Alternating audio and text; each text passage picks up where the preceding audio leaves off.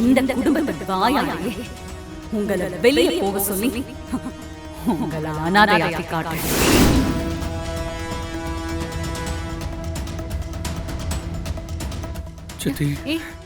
கௌதம், நீ என்ன தப்பு பண்ண கண்ணா? உன்னை மன்னிக்க. இல்ல சித்தி, பூஜாவை கல்யாணம் பண்ணும்போதுதான் உங்க சம்மதம் இல்லாம முட்டாள்தனமா பண்ணிட்டேன். இப்ப திரும்பவும் அதெல்லாம் ஒண்ணும் இல்ல கண்ணா.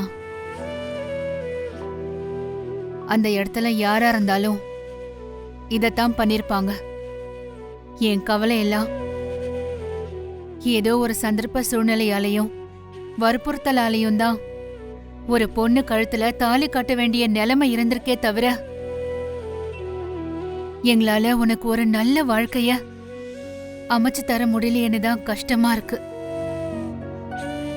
உனக்கு மட்டும் ஏன் இப்படி எல்லாம் நடக்கணும்? அதெல்லாம் நினைக்கும் போதுதான் மனசு ரொம்ப பாரமா இருக்கு. ஏன் சித்தி, பூஜாவை நம்பி ஏமாந்த மாதிரி வான்மதி விஷயத்துல நான் கஷ்டப்படுவேன்னு நினைக்கிறீங்களா?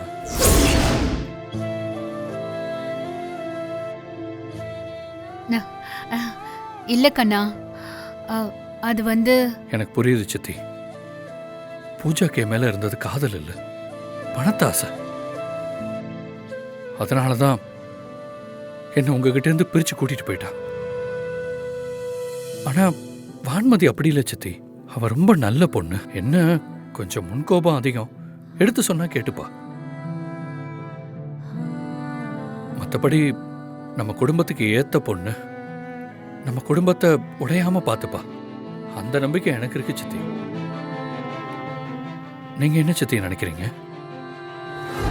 வான்மதி, நீ சந்தோஷமா இருக்கல்ல? ஏன் நீ அப்படி கேக்குறீங்க? இல்ல, அவசரத்துல உங்க கல்யாணம் நடந்துருச்சு. கௌதம உனக்கு பிடிக்குமா பிடிக்காதான்னு கூட எங்களுக்கு தெரியாது. உனக்கு வரப்போற புருஷன் இப்படியெல்லாம் இருக்கணும்னு எவ்வளவோ கனவு கண்டிருப்ப. அதான் கேட்டேன். அப்படியெல்லாம் இல்ல அண்ணி, நான் சந்தோஷமா தான் இருக்கேன். அது இல்ல, என்னதான் இருந்தாலும் கௌதம் ஏற்கனவே கல்யாணம் ஆனவன். எந்த ஒரு பொண்ணுக்கா இருந்தாலும் அது கொஞ்சம் கஷ்டமா தான் இருக்கும். கஷ்டமா தான் இருக்கு. ஆனா நான் இந்த வீட்டுக்கு வந்தது ஏன் சந்தோஷத்துக்காக என்ன வேண்டான்னு ஒதுக்குன அந்த அண்ணாமலை சந்தோஷத்தை கெடுக்குது. அதுக்காக நான் எதையும் வாங்குவேன். என்ன வான்மதி, என்ன யோசிக்கிற? அண்ணி, நான் கௌதம்க்கு மனைவியா வருவேன்னு நிச்சயம் எதிர்பார்க்கல. உங்க குடும்பத்துக்கு மருமகளா வரணும். இந்த கூட்டு குடும்பத்துல நானும் ஒருத்தியா வாழணும்னு ஆசைப்பட்டேன். கடவுள் புண்ணியத்துல அது நடந்துருச்சு. எனக்கு இது போதும் அண்ணி. நான் அவர் கூட சந்தோஷமா இருப்பேன்.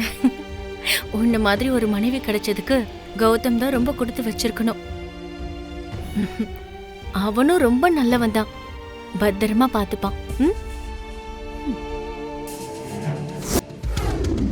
உங்களுக்கு சம்மதமா இல்லையான்னு கூட கேட்காம நான் தாலி கட்டிட்டேன். என்ன மன்னிச்சிருங்க. என்னங்க மன்னிப்பெல்லாம் கேட்டுக்கிட்டு? இல்லைங்க, உங்களுக்கு இந்த கல்யாணத்துல விருப்பம் இல்லைன்னு எனக்கு தெரியும்.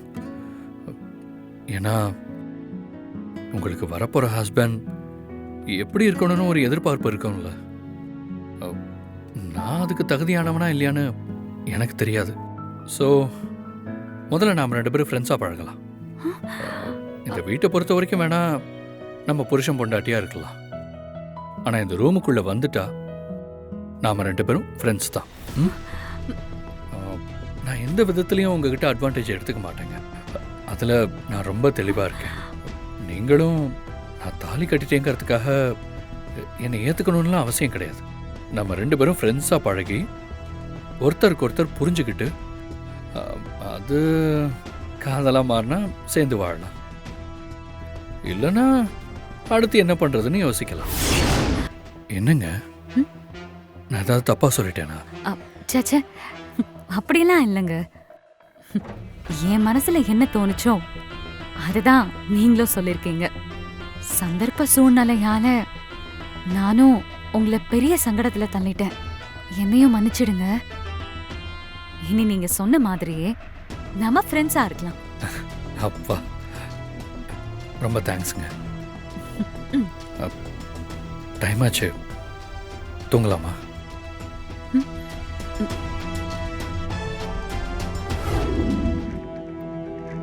சொல்றி, சொல்லடி, என்ன ஏன் ஏமாத்துன?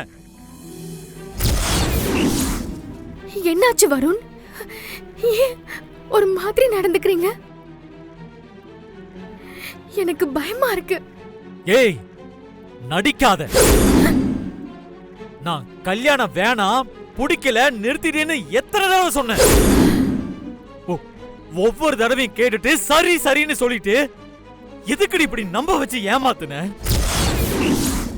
சொல்லடி. என்னங்க சொல்றீங்க?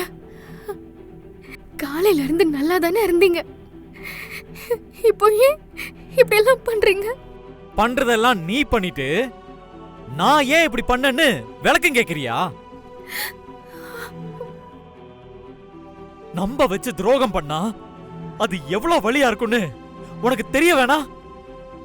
அதுக்காக தான் இவ்வளவு நேரம் உனக்கு ரொம்ப பிடிச்ச மாதிரி நடிச்சு.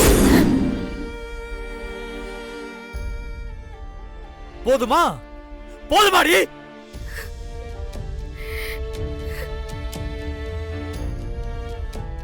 எப்படி இருக்கு இந்த வலி? அப்படியே செத்துடலாம் போல இருக்கா? நீ என்ன நம்ப வச்சு ஏமாத்துன. அப்போ எனக்கும் அப்படிதானே இருந்துச்சு. நேத்து வரைக்கும் நீ எனக்கு ஹெல்ப் பண்றதுக்காக தான் இதெல்லாம் பண்ணிட்டு இருக்கேன்னு நான் தப்பா புரிஞ்சுட்டு இருந்தேன். ஆனா இப்ப எல்லாம் எனக்கு தெளிவாயிடுச்சு. என்ன நம்ப வைக்க கல்யாணத்தை நிறுத்துற மாதிரி சின்ன சின்ன விஷயம் பண்ணிட்டு என்ன கல்யாணம் பண்ணிக்க எனக்கே தெரியாம பிளான் பண்ணிருக்க. உன்னோட ஒரிஜினல் கேரக்டர் தெரியாம நானும் முட்டாளா எல்லாத்தையும் நம்பிட்டு இருந்திருக்கேன். வருண், சத்தியமா சொல்றேன், நான் உங்களை ஏமாத்தணும்னு நினைக்க கூட இல்ல. என்ன நம்புங்க. என்ன ஏன் இவ்வளவு தூரம் இருக்கிறீங்க? ஏன்னா நான் சாராவை லவ் பண்றேன்.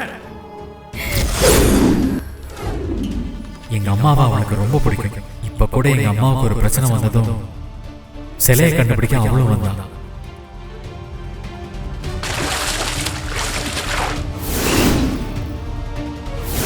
அவன் என் லைஃப் பார்ட்னரா வந்தா அதை விட சந்தோஷம் எனக்கு இந்த உலகத்துல வேற எதுவுமே இல்லை.